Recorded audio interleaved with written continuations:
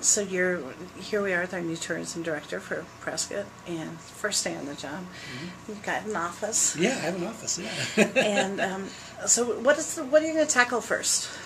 Well, there's a number of things that need to be done, but I think before we can really get started, there's a couple of things that we need to do. And one is a strategic plan. This is a new department. This is a new entity. We need to figure out where we're going to go and how we're going to get there, and bring in a number of our key constituents and have them help us out with the program, with the plan. And then secondly, we need to look at branding. There's a number of different brands that exist out there for Prescott right now. There's a whole lot of different slogans, as everybody knows. And so we need to find one overarching theme that we can fit in a number of niches underneath. So those are a couple of things that have to happen over the next few months. Where do you anticipate that your largest draw for tourists comes from? Well, it's historically in-state, obviously. We have a huge market just down the hill, in the Phoenix metropolitan area, Tucson. So a lot of it's going to be in-state. But we also look at the possibility of addressing some of the needs that our industry have here in Prescott, which is midweeks. Weekends are always full and there's always activity and all of that. But how do you fill up hotel rooms Sunday through Thursday? How do you impact the restaurants and the rest of the community? And so there's some opportunities there with long-haul tourism, possibly out of state, Southern California, some other markets, and then possibly even international. When I was at the Office of Tourism, I worked a lot with international and inbound markets. And the typical European traveler has 6 to 8 weeks of vacation a year, and when they come to the United States, they're here for 3 to 4 weeks at a shot. Good chance to get some people in to impact those midweeks. So we're also looking at the possibility of attracting groups, business meetings, retreats, things like that.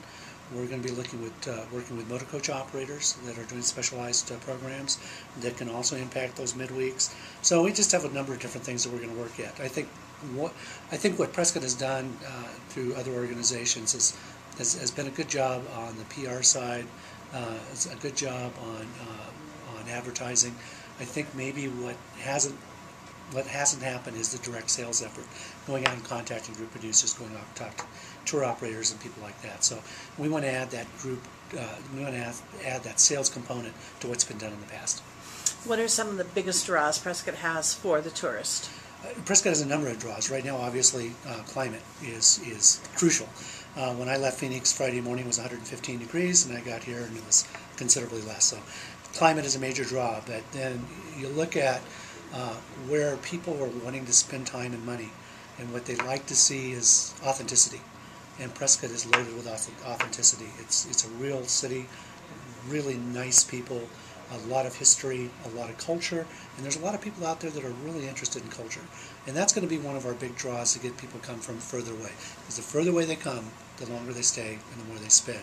And so with the history that we have here, with the museums and with the architecture and all of the places we have in the National Historic Register, that's going to be a major draw. So that's going to be very big for us. And then all the events. I mean, we need to do a little bit better job perhaps of promoting these events, making sure that they are known outside of the immediate area, make sure they're known nationally and even internationally.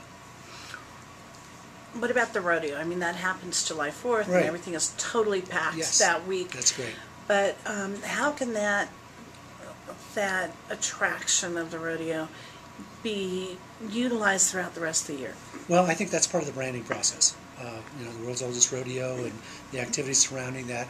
I don't think that you necessarily have to be here for the rodeo to have an interest in it. Let's talk about European travelers, for example, Germans, big on Western history, Western culture, and just the fact that we are the home of the world's oldest rodeo is a major draw for them. So I think we can build on it on a branding sense to carry it through year round. Mm-hmm. You don't anticipate the rodeo going away or anything? Oh, absolutely not. That's absolutely one of the key, probably the key signature event. It's well known already, and no, certainly not. So you're going to start your strategic plan, right? And you're going to start with some branding ideas. Absolutely. Now, are you going to have some sort of a competition or contest for the branding? Are you just going to mull ideas around amongst yourselves and some of the players? Or? There's a number of different ways that this is going to work. We have a lot of people in the community with a great deal of interest and expertise and background, and so I want to pull together a team to help me with this. I want to look at, I come from an advertising background. I worked for a number of years in marketing and advertising after leaving the Arizona Office of Tourism. But if we go to an outside resource such as an advertising agency, there would be an RFP developed and be out for a competitive bid, and we put together a team to evaluate those bids and select someone. So it wouldn't be just my decision alone.